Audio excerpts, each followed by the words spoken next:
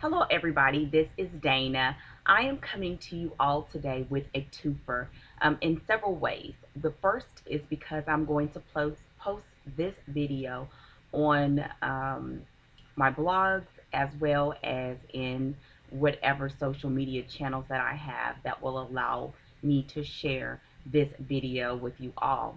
And this is going to be a little bit lengthy, but for the people that connect with me in any way on social media, it's relevant, as well as if you're a reader of my blog, this is relevant to you as well.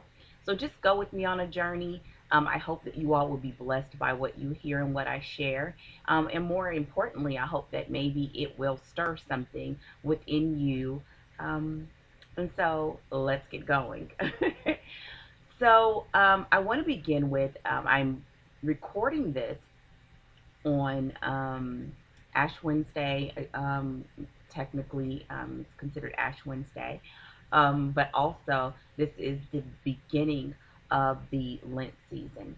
And although I was raised in the church, I went to church in different denominations, and so I have not always been in a faith community environment where Lent was discussed, extensively, because I'm not Catholic. And so I knew a little bit about it, but not a lot about it, just being very honest. And one Sunday on our way into church, my daughter asked us about Mardi Gras. She asked us about it because we live close to Galveston, and so there has been quite a bit of traffic in our area as people travel to and from Galveston for the festivities. And so I never really knew. I knew as a teen and in my early 20s that that meant a lot of partying, but never really knew anything beyond that. Never really had any incentive to look into it. And so, because my daughter asked the question, I looked up the answer online. And so this kind of took me down this rabbit trail. Learned about Mardi Gras being, really originating from that Tuesday of people emptying out their cupboards of different, basically perishable items that they would not partake of during the Lent season, which was a time of fasting and preparing themselves and taking into and acknowledging what was coming as far as Christ and his death on the cross, well, and his crucifixion and rising from the dead. And so, of course, that's a short summary, but I just had to say that just in case. And of course, you can look it up online. Just type it into Google. But all of this came at a time when there had already been some stirring in me, some stirring as far as the direction that things are going, the way things are growing, not growing, things that need to come, things that needed to go. If you follow me on my personal blog, on my website at danapittman.com, you may know that for the past few weeks, I have been updating my blog weekly as to some very important goals that I would like to accomplish in 2013. And every week that I have been posting that, I was almost cringing because I'm a person that usually the goals that I put out there, I am going 100 miles an hour to make them happen. And usually I do not make those a goal if it's not a calculated risk that I am taking. I know. Which is why I do so well in strategic planning, um, because that is really in my DNA, as far as I'm concerned. So every week I'm updating and I'm realizing more and more, either why something is important, why it's not important, looking at whether or not I've made significant movement in a particular area or not. And it really had me thinking quite a bit.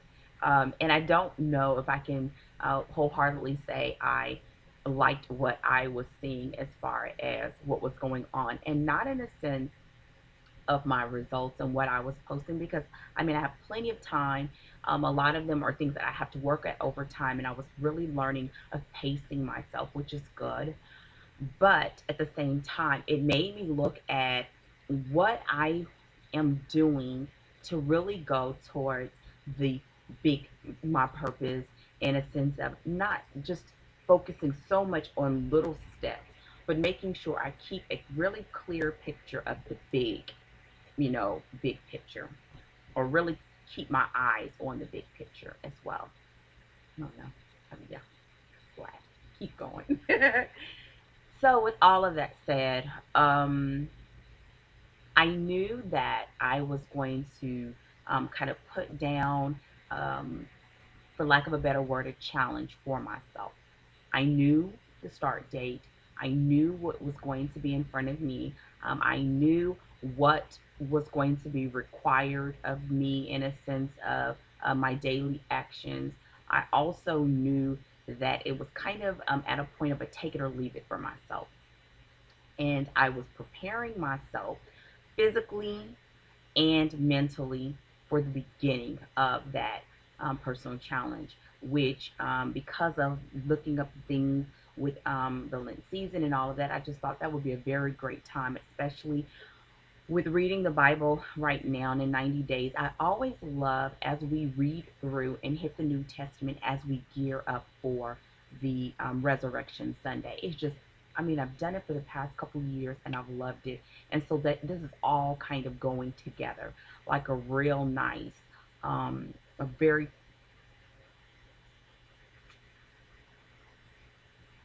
a very monumental time, a monumental time. I can say that. So I was gearing up. And with this, it has meant that I've started working out more regularly again because I've fallen off with my schedule and allowing my, whether it's business and clients and kids and family and church and all these different things, really slowly beginning to creep up on the list, and which has meant that I've gone down. The more clients, the more I have gone down, and I wanted to nix that as well. So in comes this big experience. I go out to run one day and it's cloudy, very cloudy. It had been raining, and one of the triggers that I put for myself was when I get up and get ready to get out of bed that I have to dress for working out. And I have to put on, like, my running shoes or walking shoes or something.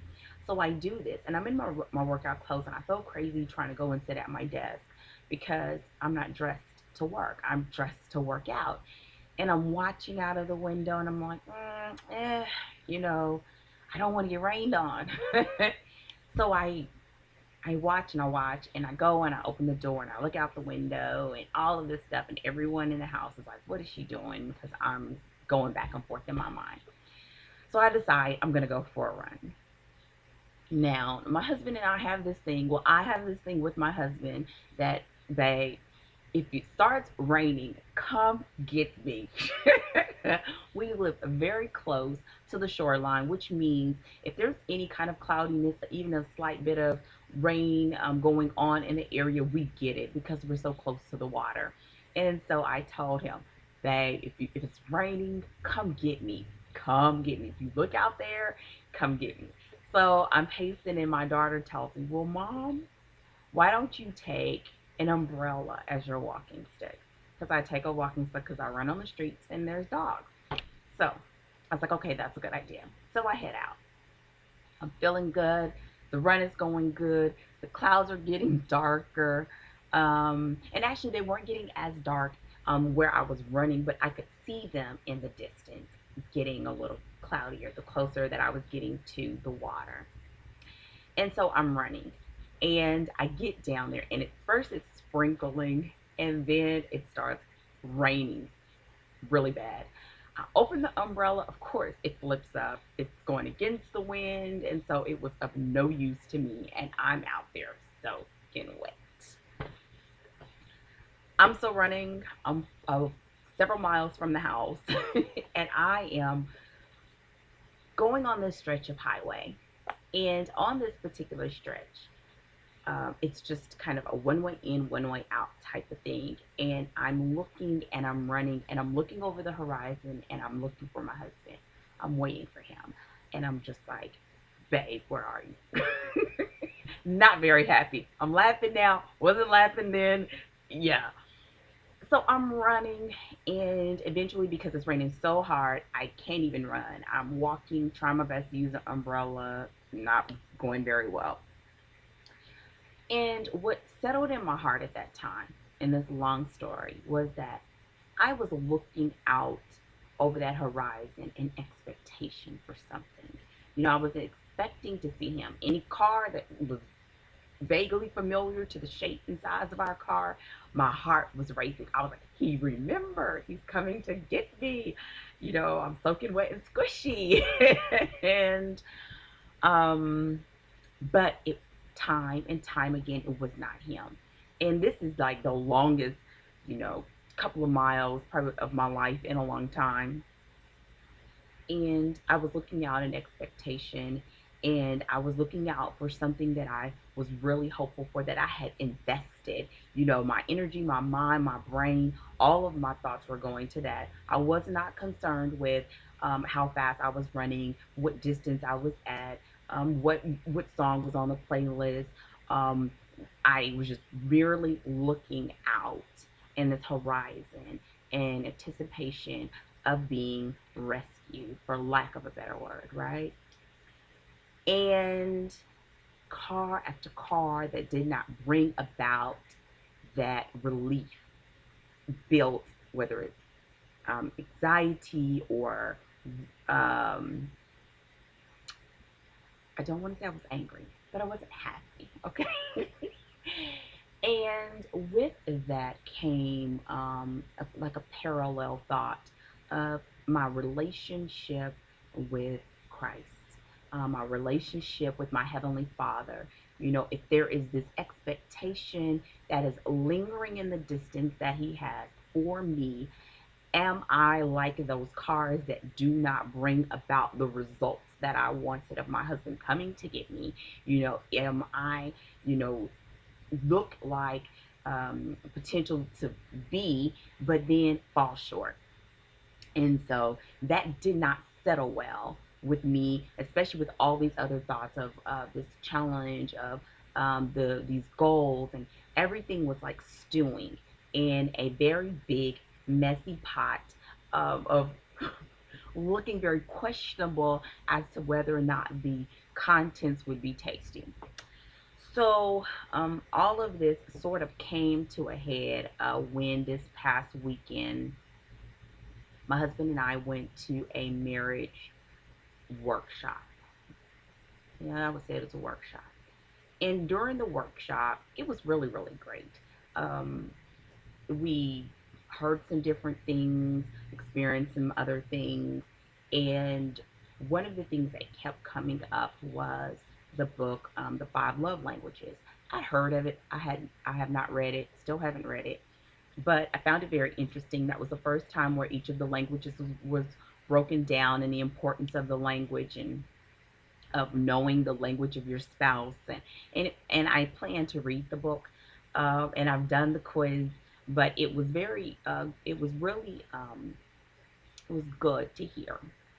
We walked away from that experience very excited, but at the background, a little nugget that I carried away, throwing it in this pot, is understanding this year of me looking at love and looking at a transformation in my life and looking at being in love with God and my walk with Him and my walk with Christ. And so then I go home Sunday after a long Sunday, because that was Saturday, Sunday after a long Sunday, and then I'm watching a show, and the author of Love Languages is on Oprah's Life Class. I, I had it checked to watch even before knowing they were going to talk about it on Saturday. Watched the show, great show. I mean, I went in and out because I was doing other things, but all in all, good. It really was good to pair with what I'd learned on Saturday. But the nugget that I took away from Sunday, was uh, the author said something about, knowing what it takes to keep your spouse's heart, love tank full. You are basically not empty. And I thought that was a very good visual of thinking about a tank in where you are, if it's full, if it's empty, and his um, other statement towards that was, you don't want to wait till it's on E to start trying to fill it up. And it made me think about, you know, I may be stretching, but go with me here. What if God has a love tank, and in our relationship, the one-on-one relationship, and would his love tank be empty? And furthermore, it made me think about, what what's God's love language, right? And this seems like crazy talk, probably, but this is all going somewhere. I promise you. Um, so I thought about that. I sat on that, and the scriptures that I'm reading and reviewing as I prepare to write this book, and um, the encounters that I've had, and the life that I believe that I'm meant to live, and the walk that I believe I'm meant to walk. And sometimes in that walk, you really get focused on um, sustaining relationships, or sustaining a lifestyle, or sustaining things, or even on um, progress, in a sense that everything else falls to the wayside. Things that should not um, be as important can deceive us, or disillusion us to the point where it seems like that's the only thing that's important, when in actuality it's not. It really doesn't mean as much as we think, if anything at all. So with that said, um, I there was a step a step that I felt like was that kind of drastic in addressing these questions. Um, the questions being, am I focused on what I need to focus on? What is the priority? What do I believe are the next steps? Is my relationship in, um, I believe it was Paul that said in the Bible about putting into practice what it is that I've learned and what it is that I know. Am I doing that? Um, and am I just kind of coasting when it comes to some things, and trying to stand on things that I feel are more concrete, when those in actuality really mean very little? Um, but I may cling to them because it's something that I believe I can understand, or grasp, or bank on. And so, um, what does all of this mean? All of this means that for the immediate future, um, during this Lent season, um, in a time when people are fasting and relieving themselves, or deciding to not take part in delicacies, or meat, or whatever it is that they want to rid themselves of, or to what they want to pour into their life of prayer, reading scripture, um, giving back to others, fellowship. I am deciding to, which it was hard for me to decide to do, which will be a whole nother story, to unplug from the online world. Um, and so, yeah, that's it. Um, I'll be coming back, in a sense, at the beginning of April. Resurrection Sunday is March 31st this year. And I anticipate that I'll come back um, a better version of myself. um, and it's so funny because um, I was stuck for such a long time in Exodus. Even though we were reading on, I kept going back to Exodus, and then I went from Exodus to James, and I thought, this is weird. Uh, I've never read James so much in my life. So I went from Exodus, being very much saturated in Moses and the Israelites, and their journey, and what was going on, and the type of man that Moses was, and the type of people that they were, and the type of man that Aaron was, to going into James. And I've been reading that over and over and over again. And one of the things that stuck out to me was in James 4:17, and it reads, "Remember, it is a sin to know what you ought to do and then not do it." And of course, you're like, but I think it's only you only have that type of reaction if you know there are areas where you need to address. You need to get on it. You need to make a decision and move forward regardless of what you may feel. Some consequences may be, because I think those consequences only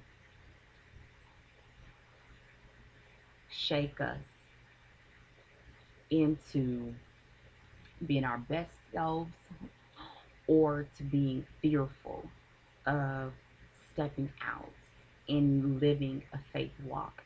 And there's nothing concrete about our faith walk other than what it is we believe, who it is we believe in, and why we believe in Him. And us, fully placing our trust in Him. And so, I'm going to read one other thing and then I'll close this, because it's much longer than I anticipated.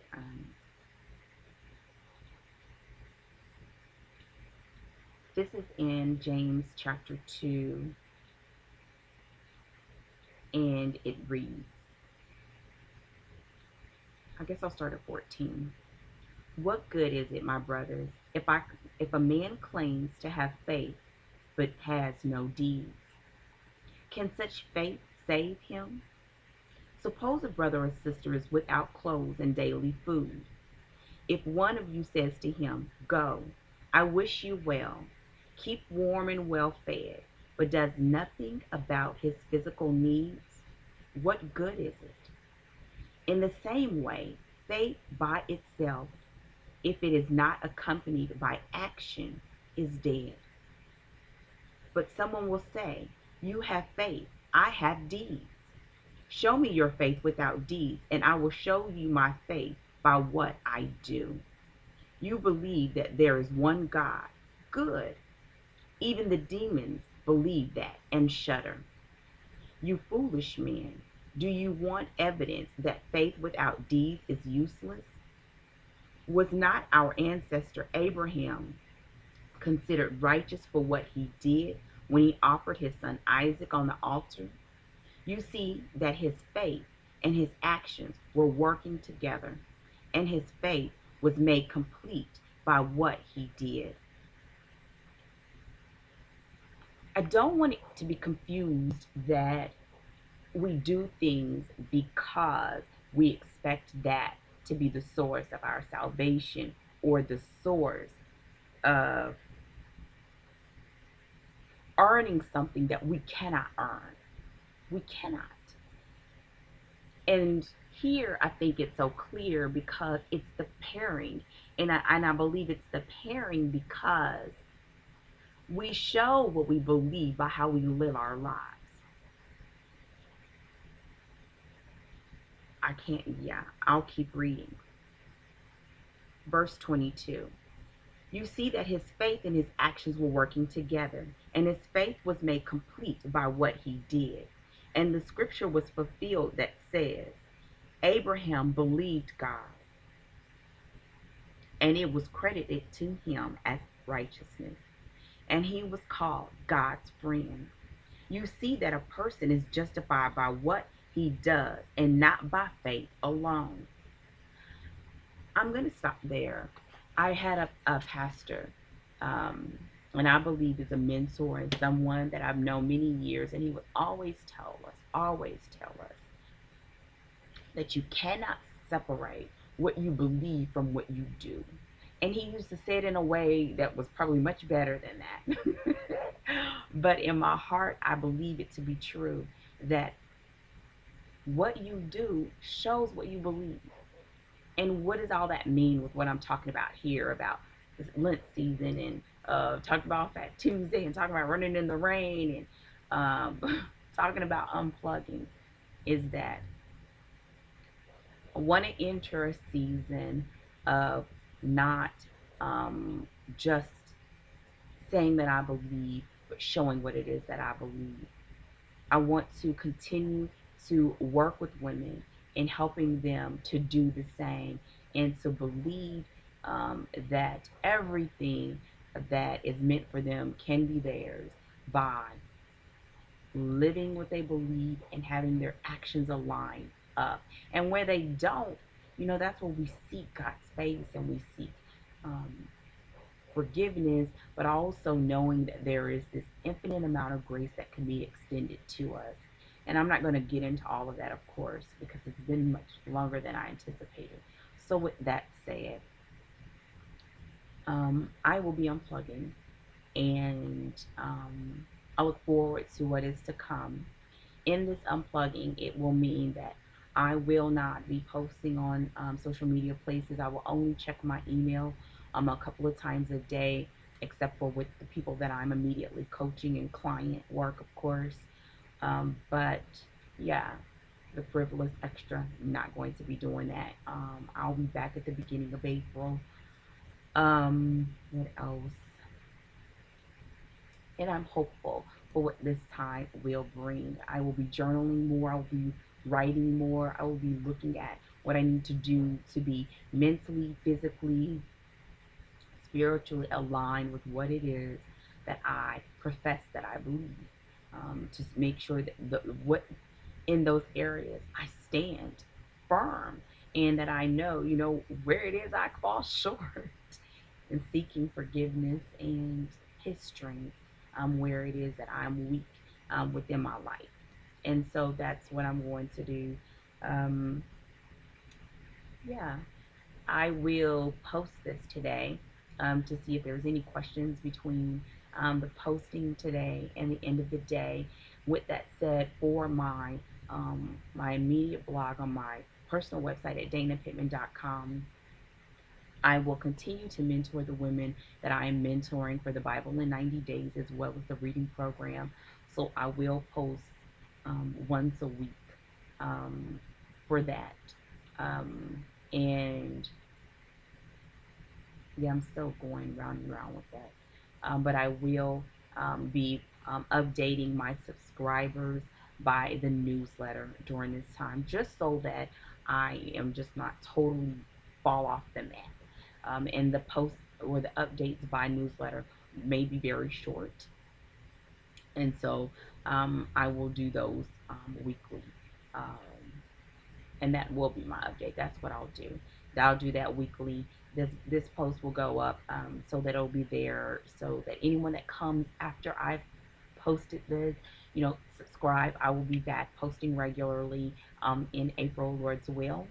And if you have any questions in between now and then, I will receive questions by email to post to questions that are posted on my blog at danapittman.com that I will respond to because I'm giving myself only 1 hour a day for emails. So, yeah. Yeah. In closing, be blessed.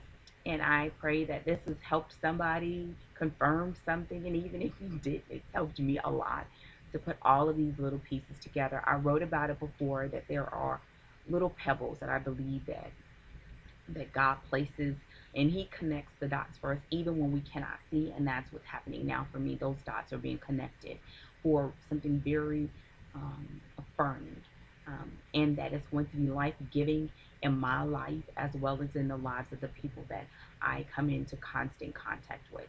So, with that said, have a wonderful day, and I will hopefully speak with you all sooner than later. Take care and goodbye.